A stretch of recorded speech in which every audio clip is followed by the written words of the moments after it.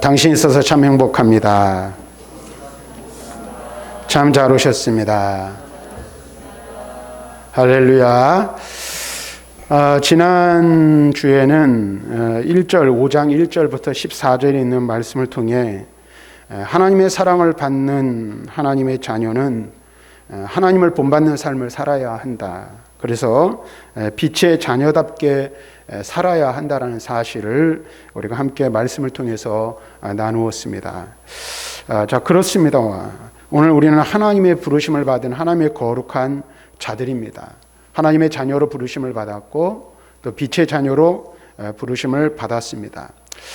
그러므로 우리 모두는 하나님이 우리를 부르신 그 부르심에 합당한 삶, 또 우리를 부르신 하나님의 거룩하심과 같이 우리도 하나님 앞에서 거룩하고 온전한 삶의 자리로 나아가야 합니다.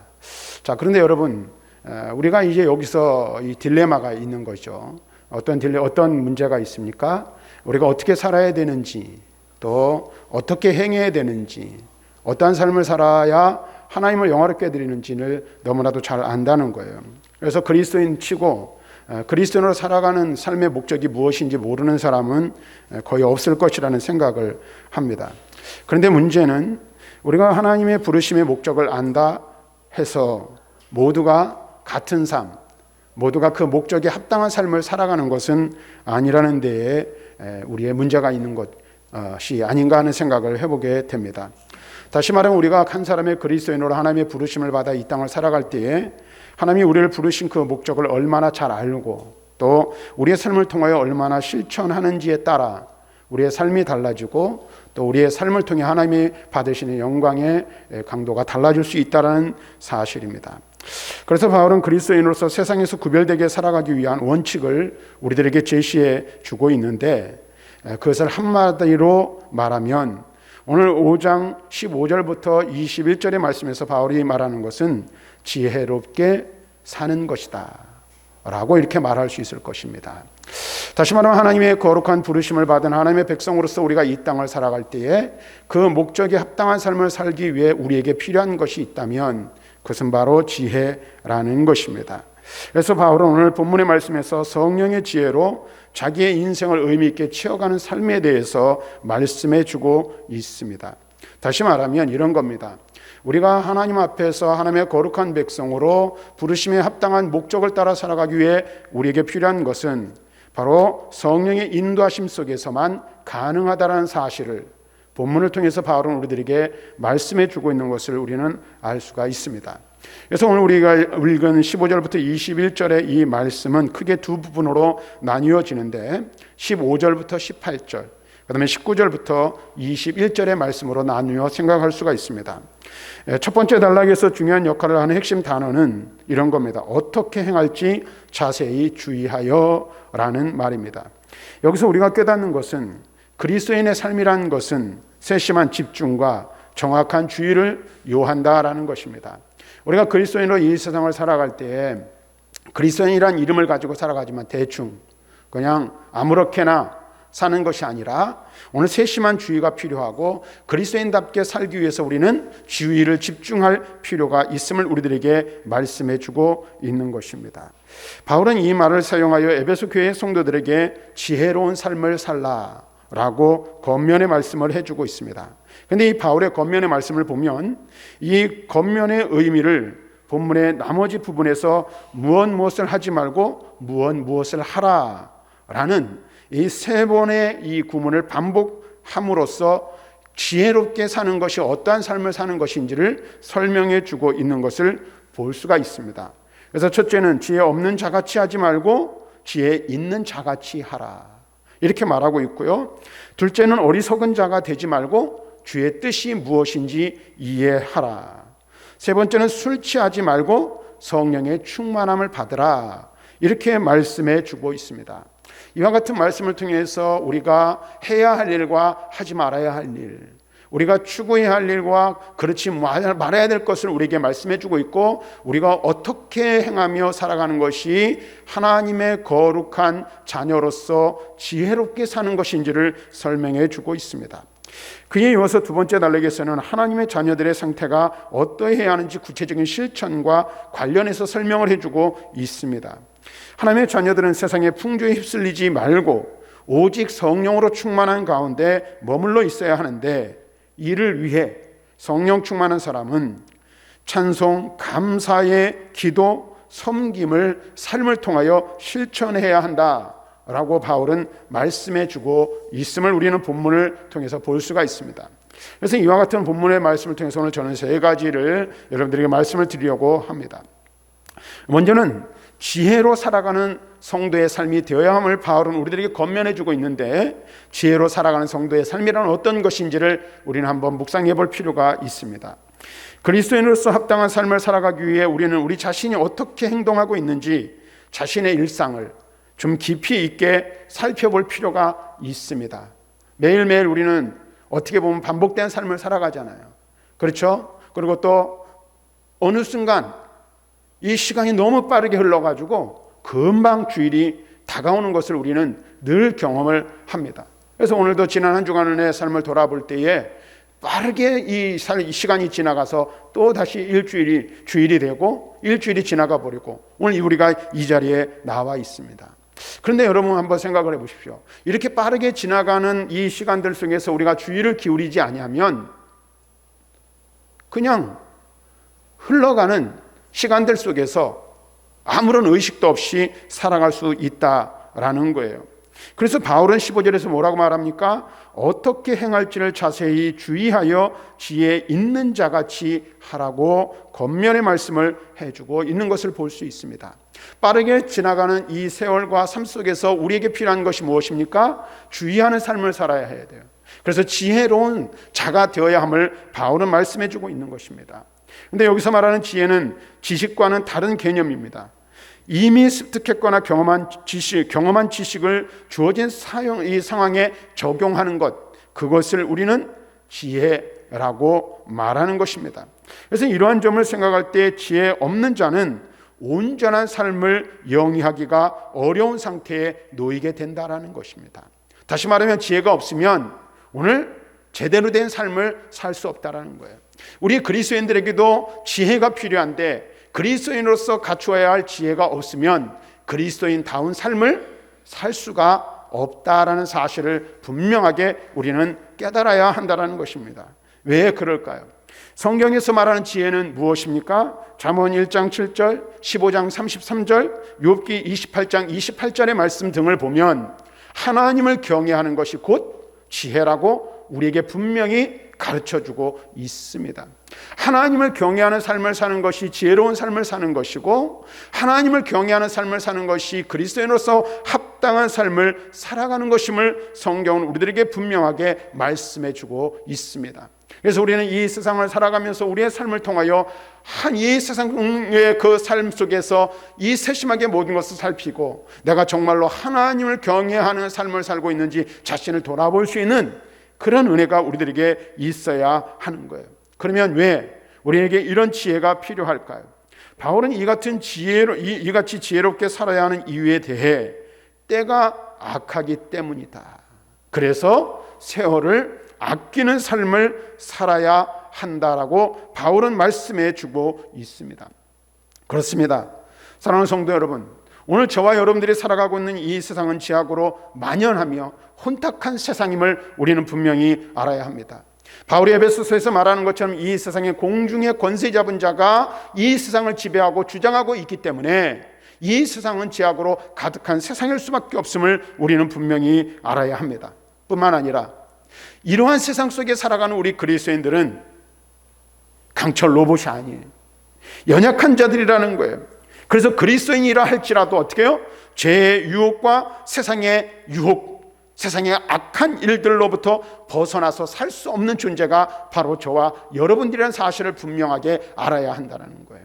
그래서 우리는 얼마든지 죄에 오염될 수 있는 존재들이고 죄의 유혹에 얼마든지 쉽게 넘어갈 수 있는 그런 연약한 존재들이 바로 저와 여러분들이라는 사실을 분명하게 알아야 하는 거예요. 그래서 그리스도인답게, 하나님의 자녀답게, 거룩한 백성답게 사는 것이 결코 만만하거나 쉽지 않은 것이 우리들의 삶이라는 사실을 우리는 분명하게 깨달아야 되는 거예요. 그렇죠? 그리고 우리의 이 영육의 상태가 어떻습니까? 육체의 소욕이 우리 속에 있어서 끊임없이 우리를 유혹하고 건드리며 넘어뜨리려고 우리에게 도전해 오고 있지 않습니까? 그래서 우리는 얼마든지 죄의 유혹에 넘어갈 수 있다는 사실을 분명히 알아야 돼요. 그래서 바울은 이러한 시대 속에서 지혜롭게 살아갈 것을 권면하는 거예요. 지혜가 있어야 세상을 이길 수 있습니다. 지혜가 있어야 죄의 유혹을 이길 수 있습니다. 지혜가 있어야 그리스도인다운 삶을 살 수 있음을 바울은 여기서 우리들에게 말씀해주고 있는 것입니다. 그래서 세상을 지혜롭게 살아가기 위해 먼저 해야 될 일이 무엇이냐? 그것은 바로 세월을 아끼는 것이라고 바울은 말하고 있는 것입니다. 여기서 세월을 아끼다라는 말은 시간을 아끼라라는 말도 되고 기회를 선용하라라는 그런 의미로도 해석이 가능한 것입니다. 우리에게는 수많은 시간들이 주어져 있어요. 그리고 여러분 보세요. 우리 모두에게는 하루 24시간 똑같은 시간들이 주어져요. 근데 그 주어진 시간들을 어떻게 사용하느냐에 따라서 그 사람의 삶의 방향과 삶의 모습이 달라진다는 사실을 우리는 너무나도 잘 알고 있지 않습니까? 또 사람이 어떤 경우 그런 말들이 있죠. 이 인간이 삶을 살아가면서 일생에 3번의 기회가 온다고 말을 하잖아요. 근데 제가 볼 때는 3번의 기회만이 오는 게 아니에요. 끊임없이 우리들에게 하나님께서 우리들에게 기회를 주십니다. 근데 내게 주어지는 그 기회를 어떻게 내가 붙잡고 어떻게 선용하느냐에 따라서 내 인생이 달라질 수 있다는 사실을 분명히 알아야 돼요. 가는 인생의 방향이 달라질 수 있다는 사실을 우리는 분명하게 깨닫는 지혜가 있어야 한다는 거예요. 저 같은 경우도 제가 이렇게 오래 살지는 않았지만 지금까지 삶을 돌아보면은 끊임없이 선택하는 삶을 살아온 게 제 삶인 것 같아요. 그리고 그 선택에 대한 책임을 제가 지고 그 다음에 그 선택의 결과로 오늘 제가 이 자리에 서 있어요. 여러분들도 마찬가지일 거라고 생각을 합니다. 근데 제가 가만히 이렇게 뒤를 돌아보고 제 인생을 가만히 생각해 보면 어쩌면 제가 다른 길을 선택했다면 이 자리에 있지 않을 수도 있다라는 생각을 종종 하게 돼요. 결론적으로는 여기 서 있지만은 근데 그런 기회들이 지금까지 지나면서 굉장히 많이 있었어요. 그리고 지금 제가 가는 이 방향과는 전혀 다른 방향으로 나아갈 수 있는 기회도 있었다는 거예요. 근데 기회를 어떻게 붙잡느냐, 그것을 어떻게 사용하느냐에 따라서 우리의 인생의 방향, 삶의 방향이 달라질 수 있다라는 거예요. 그래서 하나님께서는 우리에게 끊임없는 시간들을 주시고 끊임없는 기회들을 주시는데 그 기회를 선용하는 것, 그 기회를 잘 붙들고 시간을 아끼는 것, 그것이 지혜롭게 사는 첫 번째 길임을 우리들에게 말씀해주고 있습니다. 그렇습니다. 우리는 어리석은 자처럼 생활하지 말아야 됩니다. 우리에게 주어진 시간을 아껴 지혜롭게 살아가야 할 책임이 저와 여러분들에게 있습니다. 사실 우리가 인생을 살아가다 보면 많은 일을 한꺼번에 할 수가 없잖아요. 모든 일을 다 할 수 없어요. 반드시 어떻게 해요? 취사 선택이라는 것을 해야 돼요. 두 갈래 길이 나오면 한쪽 길을 선택해야 되고요. 두 가지 일이 있으면 하나를 둘 중에 하나는 선택해야 할 일들이 생기는 거예요. 자, 그러므로 우리는 어떻게 돼요? 그 선택의 기로에서 우리 자신의 뜻을 생각하기 전에 무엇을 먼저 생각해야 됩니까? 주님의 뜻을 분별해 성도로서 합당한 일을 하는데 먼저 힘써야 하는 것, 그것이 바로 지혜롭게 살아가는 거예요. 수많은 선택지가 있어요. 근데 그 선택지 속에서 내가 선택을 할 때에 무엇이 기준이 되어야 합니까? 지혜라는 것, 지혜롭게 하는 것인데, 지혜라는 것이 뭐라 그랬어요? 하나님을 경외하는 거예요. 다시 말하면 우리가 선택할 때 선택의 기준, 선택의 조건이 뭐예요? 하나님을 경외하며 하나님을 영화롭게 할 수 있는 것이 무엇인지를 선택해 나가는 삶을 살아야 한다라는 것입니다. 뿐만 아니라 우리는 우리에게 주어진 시간들을 허비해서는 절대 안 됩니다. 남아있는 시간이 얼마인지 우리는 알지 못하기 때문에 그래요. 앞에서 말씀드렸듯이 하나님은 끊임없이 우리들에게 모든 사람에게 동일한 시간을 주시고 기회를 주신다 그랬어요. 그런데 그 기회가 항상 있는 것이 아니란 사실을 우리는 또한 알아야 한다는 거예요. 언제까지나 우리를 그 기회가 기다려주지 않는다는 사실을 분명히 알아야 돼요. 시간 또한 마찬가지라는 사실입니다.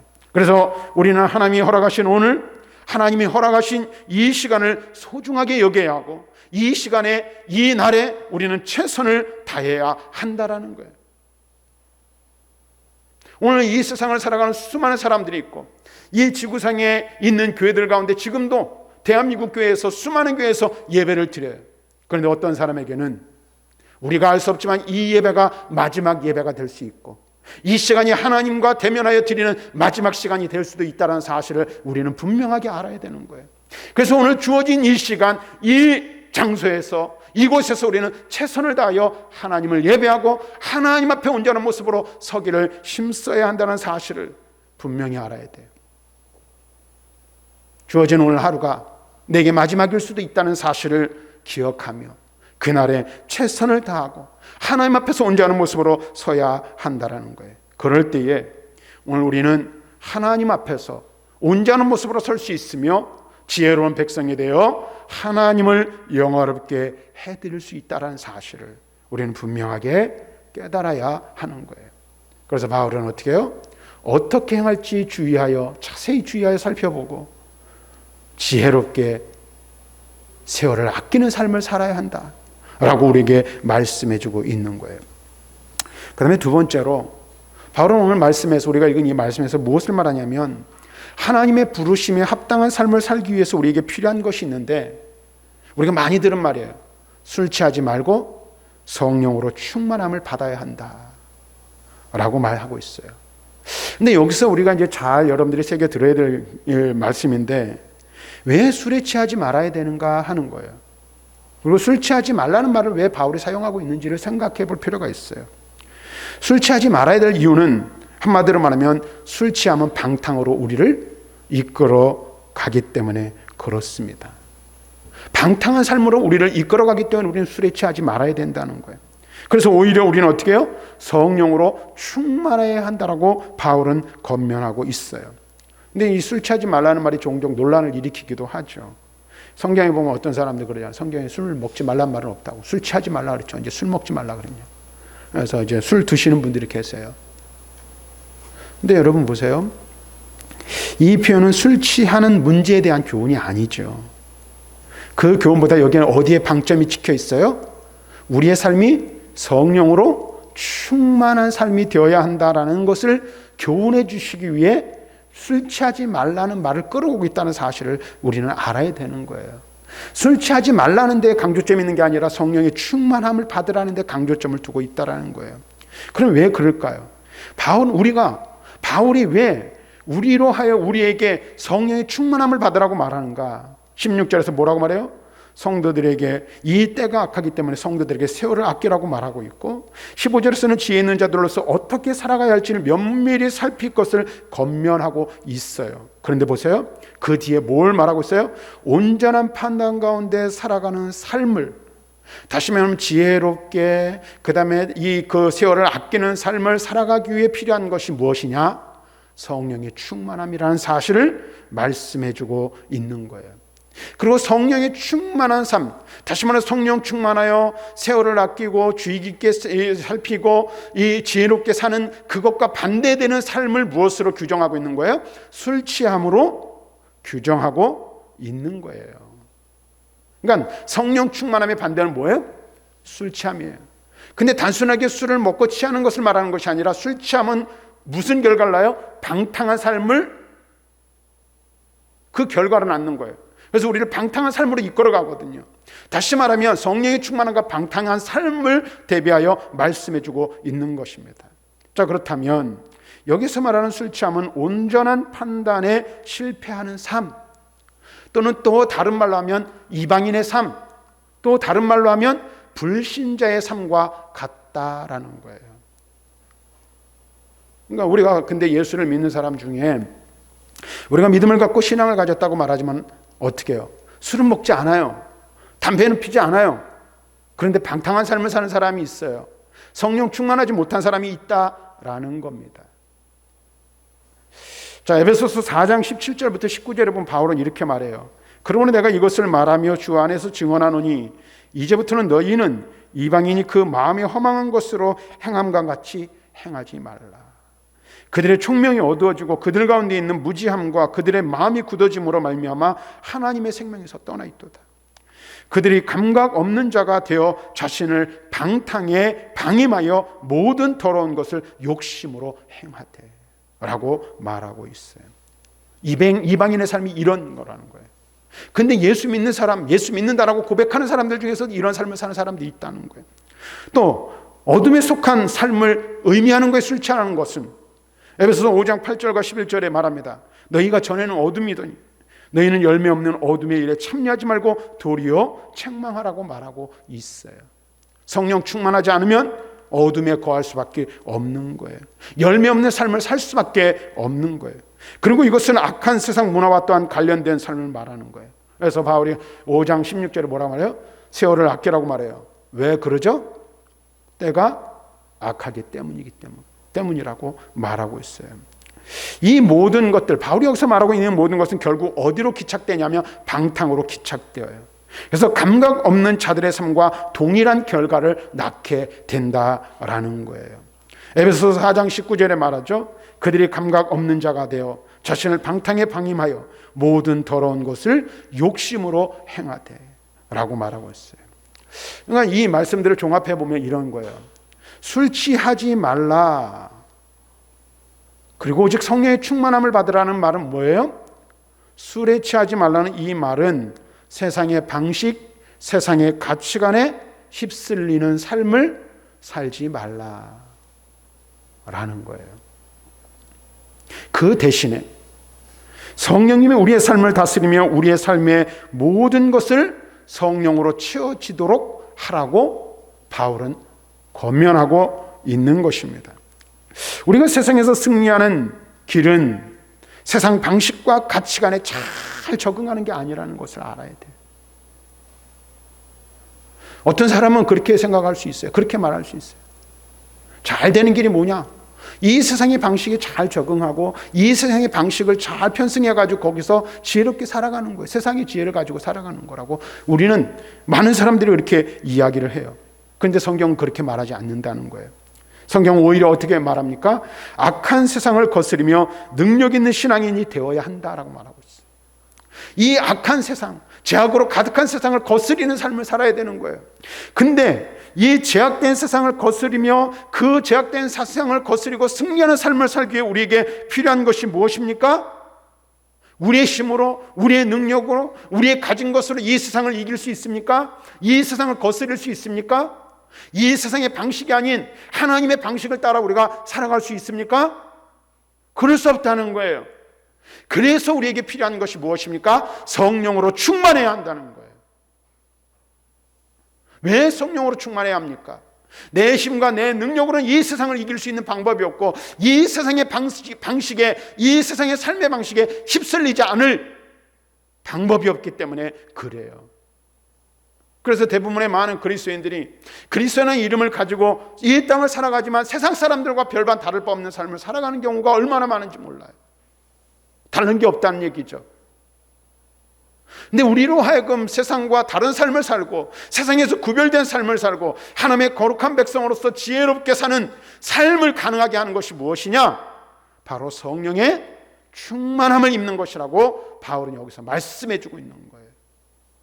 자, 그렇다면 여기서 우리가 한 가지 물음을 던지지 않을 수가 없어요. 그렇다면 성령 충만한 상태란 도대체 어떤 것일까 하는 것이죠. 성도라면 누구나 성령의 충만함을 사모합니다. 그런데 많은 사람이 이 성령 충만함에 대한 오해를 가지고 있어요. 그래서 성령 충만함을 간단하게 설명하면 여러 가지 많은 그 이해를 들을 수 있지만 간단하게 말하면 이거예요. 영적인 흥분 상태를 성령의 충만함으로 오해하는 경향들이 있다라는 거예요. 물론 이 영적인 흥분과 성령의 충만이 일치할 때가 있어요. 그래서 우리가 막 깊은 기도에 들어가고, 그 다음에 뭐 정말로 하나님과 이 말할 수 없는 성령 안에서 그 기도하는 그러한 어떤 것들을 우리가 경험할 때가 있잖아요. 나도 내가 생각하지 못했던 기도의 제목들이 내 입을 통해서, 내 입술을 통해서 막 쏟아져 나오는 것들을 경험할 때가 있다는 거예요. 근데 그럴 때만 성령 충만한 것이 그렇지 않다라는 거예요. 우리가 이제 이를 이해하기 위해서는 구약 시대에는 특정한 목적을 위해 특정한 사람에게 성령이 임했다는 것을 이해할 필요가 있어요. 그러니까 구약과 신약 시대의 이 성령의 이 내주하심이 다르다는 사실을 여러분들이 알아야 되는 거예요. 그래서 신약적 성령 충만함의 개념이 구약에는 뭐냐면 성령이 그 사람 안에 영원히 거하시지 아니하시고 필요에 따라서 내려오셨다라는 거예요. 그래서 구약 성경은 여호와의 신이 누구누구에게 임했다, 충만했다, 여호와의 신의 감동을 받았다, 이런 말들로 표현이 되고 있어요. 그것은 아마도 성령 충만한 상태였음을 말할 거예요. 하지만 여전히 구약시대에는 성령이 보편적으로 임하시지 않고 일부 사람들에게만 특정한 때에 임하셨음을 우리는 성경을 통해서 알 수가 있어요. 구약 성경은 구약시대의 성령 충만이 그래서 어떻게 제한적이었음을 말해주고 있는 거예요. 왜냐하면 구약은 무엇을 말하고 있죠? 장차 메시아 시대에 성령이 충만히 임할 것을 예고하고 있음을 말씀해 주고 있어요. 그래서 우리가 잘 아는 말씀 요엘서 2장 28절과 29절에 뭐라고 말합니까? 그 후에 내가 내 영을 만민에게 부어주리니 너희 자녀들이 장래 일을 말할 것이며 너희 늙은이는 꿈을 꾸며 너희 젊은이는 이상을 볼 것이며 그때 내가 또 내 영을 남종과 여종에게 부어줄 것이며 라고 예언하고 있고요. 그 예언이 오순절 마가의 다락방을 통해서 성취가 되었어요. 예수님이 보혜사 성령을 보내시겠다는 약속대로 오순절날 성령이 폭포수처럼 임했어요.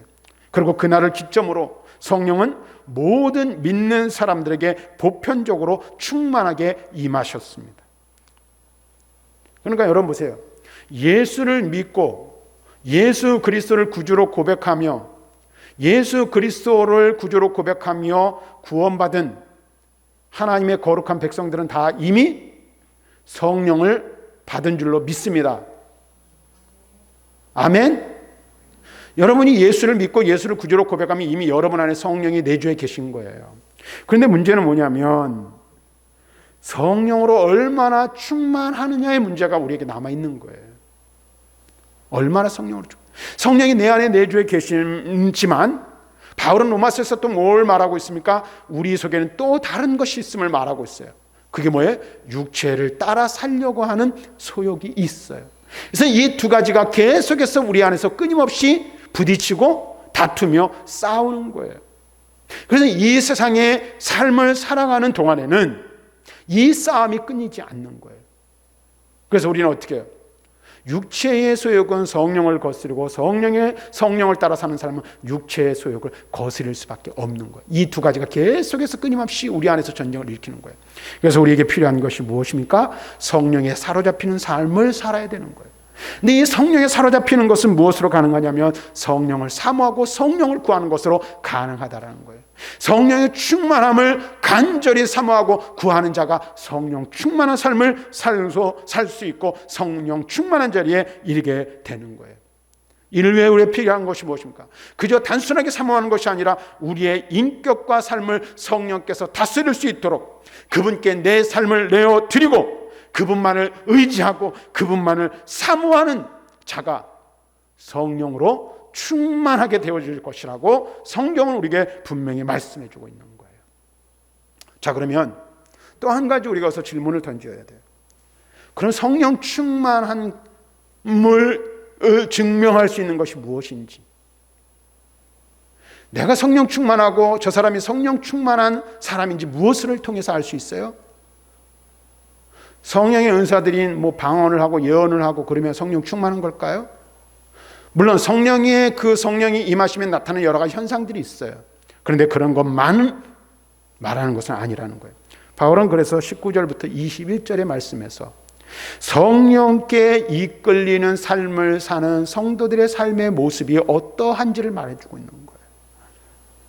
이제 바울은 성령으로 충만함을 받은 성도들의 모습을 다양하게 묘사하고 있는데 성령 충만한 성도의 삶에는 아름다운 신앙인의 모습이 나타나게 되어 있고 그에 합당한 열매들이 나타나게 되어 있다라는 거예요. 그래서 갈라디아서에서는 성령의 9가지 열매를 이야기하고 있죠. 근데 오늘 여기서는 또 다른 말을 하고 있어요. 성령으로 충만하게 된 사람은 무엇보다도 시와 찬송과 신령한 노래들로 서로 화답한다라고 말하고 있어요. 여기서 말하는 시는 당시 교회가 예배 때 사용한 시편을 가리켜 말하는 거예요. 오늘날은 우리가 가지고 있는 찬송가가 있잖아요. 근데 이제 구약이나 초기에는 우리가 가지고 있는 찬송가가 없거든요. 다 이거 미국에서 온 거거든요. 거의 대부분이. 그럼 어떤 찬송을 했을까? 시편을 노래한 거예요. 초기 교회는 구약시대의 전통을 따라 현악기에 맞추어 시편을 찬송하거나 찬송시로 하나님을 찬양했습니다. 그래서 찬송은 예수 그리스도가 성취하신 구원을 찬양하는 찬미곡을 가리켜 말하는 것이고, 신령한 노래들은 성령의 감동으로 작사한 모든 종류의 찬양을 의미하는 거예요. 초대교회는 이러한 신령한 노래들로 하나님과 아들 예수 그리스도를 찬양했을 뿐만 아니라 그 복음을 가르치고 권면하는 용도로 사용했어요. 그래서 예배에 참석해 성령에 감동되어 다른 이들과 함께 하나님과 예수 그리스도를 찬양하는 삶을 사는 그 사람이 성령 충만한 사람이라고 바울은 말하고 있는 거예요. 그래서 여러분, 쉬운 예로 이런 거예요. 여러분들이 은혜로 충만할 때 한번 생각해 보세요. 참 힘들고 어려울 때는 입술에서 여러분들 찬송이 나오나요, 저절로? 아니죠. 네. 어떤 분들은 그냥 세상 노래들로만 그냥 충만한 분들이 계신데, 근데 우리가 은혜 충만하고 정말로 말씀 충만하면 흥얼흥얼 불러 입술에 나오는 게 유행가 가사가 아니에요. 뭐예요? 누가 시키지 않았는데 찬송이 저절로 나와요. 누가 시키지 않았는데 예배가 즐거운 거예요. 이제 여기 좀 설명을 드리겠지만 여기서 말하고 있는 모든 것들이 예배와 관련된 거거든요, 사실은요. 그래서 성령으로 충만한 사람은 그 다음에 뭐라고 말해요? 마음으로 주께 노래하며 찬송한다라고 말하고 있어요. 마음으로 찬양할 때 찬양의 진정성이 중요함을 여기서 말해주고 있는 거예요. 진정을 하지 않는 찬양은 어때요? 허공을 치는 헛된 소리에 불과하지요. 옛날에 이제 그 시간이 좀 갔습니다만은 옛날에 제가 이제 윤형주라는 장로님 아시죠, 여러분? 가수. 그분이 간증하는 그 간증의 내용을 들었는데 이분이 어디계 출신이냐면 동대문에 있는 동신교회 출신이에요. 근데 이 동신교회 출신이 유명한 분이 또 있어요. 조영남이라는 가수가 있어요. 근데 이 조영남이라는 가수는 이 선교사님께 그 빌레그램이라는 분에게 눈에 들어가지고 미국 유학 가서 목사까지 된 사람이거든요. 근데 이 조영남이 지금 세상 노래를 부르지만 옛날 고등학생 때 헌금 찬송을 하는데, 헌금송 특송을 하는데 조영남 놀고 온 교인이 울었다는 윤영주 장로님이 간증한 내용이 그런 거예요. 그러면서 그분이 하신 말씀이 뭔 얘기를 하냐면, 그 고등학생 때 조영남이라는 학생이 나와서 특송을 하는데 온 성도들이 다 눈물바다가 됐다는 거예요. 근데 지금 그 사람이 노래한다고 눈물바다가 납니까? 찬송 부른다고? 안 나죠. 그러면서 하는 말이 뭐예요? 그때의 차이가 뭐냐? 그때 그 고등학생 조영남 가슴 속에는 예수 그리스도가 있었다라는 거예요. 우리가 수없이 많은 찬송을 부르지만 우리의 마음이 하나님께로 향하지 아니하고 우리의 마음에 그리스도를 사랑하는 마음이 없으면 그 찬양이 진정한 찬양이 될 수 없다라는 거예요. 그래서 성령 충만한 사람이 부르는 찬양은 어떻게 해요? 진정성 있는 찬양. 그래서 마음으로 주께 노래하고 찬송하는 것이 된다라는 거예요. 누가 시키지 않아도 우리는 주를 찬송하게 되는 거예요. 어떻게 하면? 성령 충만하면 찬송하게 되어 있는 거예요. 주께 노래하며 찬송하다라는 것은 찬양을 받으시는 하나님과의 수직적인 관계를 의미하는 거예요. 그래서 주님이 받으시는 찬양을 드릴 수 있게 되는 거죠. 그다음에 성령으로 충만하게 된 사람은 범사에 우리 주 예수 그리스도의 이름으로 항상 아버지 하나님께 감사한다라고 말하고 있어요. 여기서 강조하고 있는 것은 무엇입니까? 감사에 있습니다. 근데 이 감사가 뭐라고 말해요? 항상이라고 말하고 있어요. 어떤 특정한 사안, 특정한 시간, 특정한 일들에만 주어지는 게 아니라는 거예요. 무슨 말입니까? 범사에 감사하라. 성령 충만한 사람은 모든 일에 감사한 거예요. 성령 충만한 사람은 모든 일에 감사가 넘치는 거예요. 그래서 불평, 불만 이것을 찾아볼 수가 없는 거예요. 내가 성령 충만한지 성령 충만하지 않은지를 알 수 있는 방법이 바로 여기에 있어요. 시금석이 여기에 있는 거예요. 성령 충만한 사람은 모든 것이 감사합니다. 모든 것이 감사해서 하나님 앞에 영광을 돌리는 거예요. 저와 여러분들은 어떻습니까? 모든 것이 정말로 하나님 앞에 감사하고 있습니까? 모든 일에 감사하고 모든 시간들 속에서 감사합니까? 어떠한 조건과 상황 가운데 있든지 하나님 앞에 감사로 찬양하며 하나님께 영광 돌리고 있는지를 우리는 알아야 합니다. 그래서 우리 그리스도인들의 삶 속에서는 이 입술에서는 무엇이 끊어지지 않아야 돼요. 하나님 감사합니다. 하나님 감사합니다. 이 말이 끊어지지 않아야 할 줄로 믿습니다. 그 사람이 성령 충만한 사람이라고 바울은 말하고 있는 거예요. 그다음에 성령 충만한 사람은 그리스도를 경외함으로 피차 복종하기를 힘쓴다라고 말하고 있어요. 그래서 바울은 이 교회 공동체 속에서 서로 복종하기를 실천해야 함을 말하고 있는 거예요. 그런데 이 복종한다는 것은 상대방의 건의에 자신을 종속시키는 것을 의미하는 거예요. 성도는 다른 성도가 하나님의 형상을 회복한 존귀한 존재임을 인정하고 자신을 누구에게? 상대방에게 복종시켜야 하는 거예요. 근데 이 복종이 감사와 마찬가지로 특정한 사람에게만 해당되는 게 아니라는 거예요. 여러분 잘 들으세요. 목사에게 순종하면 좋죠. 인간적으로 그래요. 근데 목사에게만 순종하는 사람이 되어서는 안 된다는 거예요. 우리 모두는 하나님 앞에 철저하게 복종해야 돼요. 순종해야 돼요. 그런데 피차 간에 복종하는 관계가 되어야 한다는 거예요. 피차 간에. 그럼 뭐예요? 피차 간에 뭐예요? 목사는 성도에게, 성도는 목사에게, 성도와 성도 간에 서로 복종하는 관계가 되어야 한다라는 거예요. 상호 복종의 목적이 무엇입니까? 교회 공동체 안에서 지체들이 평화의 결속을 이루고 사랑을 증진시키며 온전한 하나된 공동체를 이루기 위해서 그것이 필요하다라는 거예요. 그리고 이 복종의 실천은 그리스도를 경외하는 데서 출발하는 거예요. 그리스도를 경외하는 데서. 그래서 성도는 그리스도 안에서 연합해 무엇을 이룹니까? 하나된 교회를 이루는 거예요. 그리스도를 경외할 때 우리는 어떻게 해요? 다른 사람에 복종할 수 있는 거예요. 이 말은 다른 말로 하면 우리가 성령 충만한 사람은 순종하는 사람이에요. 복종하는 사람이라는 사실을 말씀해 주고 있는 거예요. 여기서 우리가 이제 하나 또 좀 생각을 해볼 게 뭐냐면 이런 거예요. 잘 들으시기 바랍니다. 오늘 한국교회는 믿음 좋은 사람들이 참 많아요. 성경의 지식도 많이 알고 있고 신앙의 연륜도 깊어요. 그런데 그런 사람들 중에 종종 친절하지 못한 사람들이 있음을 우리는 보게 돼요. 이 친절함이라는 말을 한마디로 이것을 말하기는 참 어렵지만 교회 안에서도 친절하지 못하고 세상 속에서도 그리스도인으로서 친절하지 못한 사람들이 참 많이 있어요. 근데 자기는 믿음이 있노라고 말하고 믿음이 좋다라고 자부심을 가져요. 근데 제가 생각해 볼 땐 그게 진짜 믿음일까 하는 생각을 해보는 거예요. 성경에 그런 말씀 있잖아요. 눈에 보이는 사람도 사랑하지 못하면서 눈에 보이지 않는 사람을 하나님을 어떻게 사랑하냐고. 가까이 있는 예를 한번 여러분 들어보세요. 나와 함께 살을 맞대고 살아가는 내 아내, 내 남편도 사랑하지 못하면서 눈에 보이시지 않는 하나님을 내가 사랑한다라고 말할 수 있을까요? 감히? 나와 함께 공동체를 이루어가고 있고 함께 성도된 그 하나의 교회를 이루어가고 있는 한 교회의 성도들을 사랑하지도 못하면서 눈에 보이지 않는 하나님을 사랑한다는 말이 과연 성립이 될 수 있을까요? 피차간에 복종하지 못하는 문제도 바로 이와 같은 문제라는 거예요. 그리스도를 경외하는 자, 성령으로 충만한 자는 피차간에 복종하는 자라고 말하고 있어요. 이것은 사랑의 수고와 헌신을 통해서 나타나는 거예요. 친절함을 통해서 나타나는 거예요. 그래서 여러분들의 아내에게 친절하시길 바랍니다. 아멘이 없으세요? 왜? 아멘이 없어요. 왜?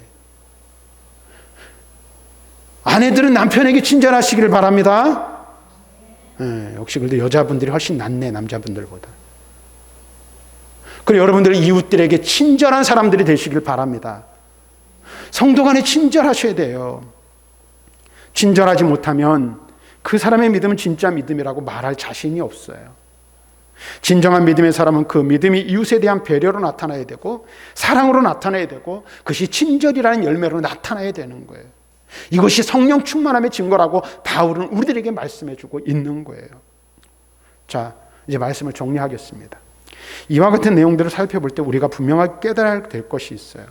그것은 무엇이냐면 성령이 우리의 삶을 이끌어 갈 때에 그 가운데서 진정한 예배가 회복되어진다는 거예요.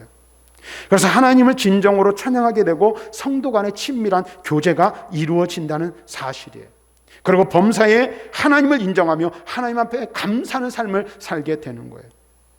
자신의 뜻대로 되지 않아도 불평하지 않고 하나님이 이루어 주실 일들을 기대하며 감사하며 살아가게 되는 거죠.